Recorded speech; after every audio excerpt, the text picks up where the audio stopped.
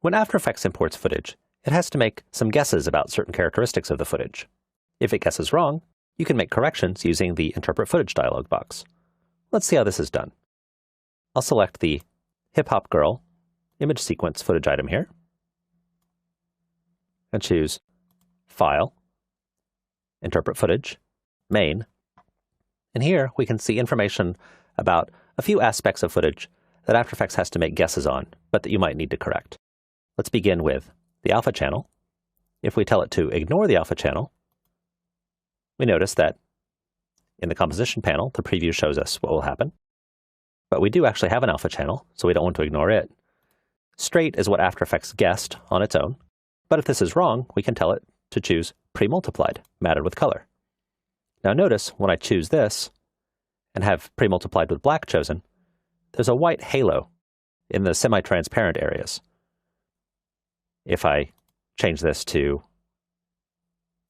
pure white, so that we say that it's matted with white, then we get a black halo. And that's because this wasn't actually matted with a color at all. So straight was the right guess. So After Effects got that right, so we'll leave it as it is. Because this is an image sequence, and image sequences don't have intrinsic frame rate, After Effects is simply going with its default, which is 30 frames per second. But if I happen to know that this was actually shot at 23.976 frames per second, I can enter that here. We can choose a start time code other than 0. And in cases where there's interlacing, we can choose to separate fields, and whether we separate fields interpreting as the upper field coming first or the lower field coming first. This is an image sequence, so it's not interlaced. If After Effects were to see that the item that we brought in had the frame dimensions of standard definition DV footage, it would make the correct choice here because it knows the field order of standard definition DV footage.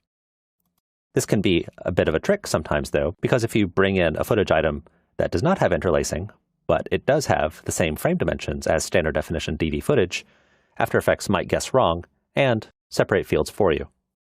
We also have pixel aspect ratio here.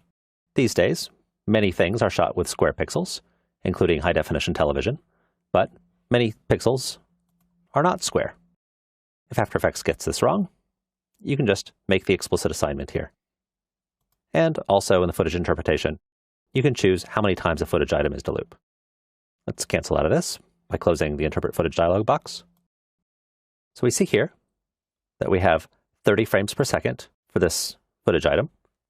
And for the next footage item, we have 23.976 frames per second.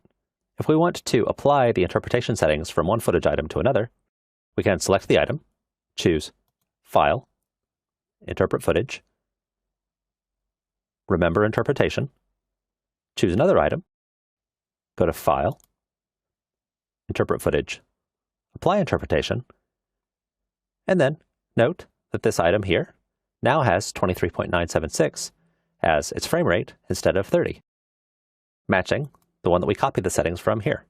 If you need to change the rules that After Effects is using to make its automatic footage interpretations, you can do so in the Interpretation Rules file.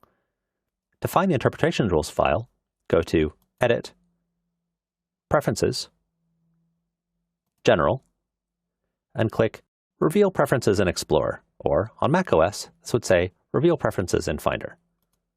And the folder that contains the Preferences files opens. Also in the Preferences folder is the Interpretation Rules file. If you open this, you'll see that it has a lot of explanation about its rules. And then it has rules that are written in a very specific syntax for how to interpret certain kinds of items. For example, if it sees an item with 720 pixels by 576 pixels, then it will assume that that item should have a frame rate of 25 frames per second, because that matches standard definition PAL. You don't need to understand all of these rules and the syntax just now. Just know that if you do need to tell After Effects how to change its rules, this is the file in which you do it. And you can read the instructions here. I'll close this and click Cancel.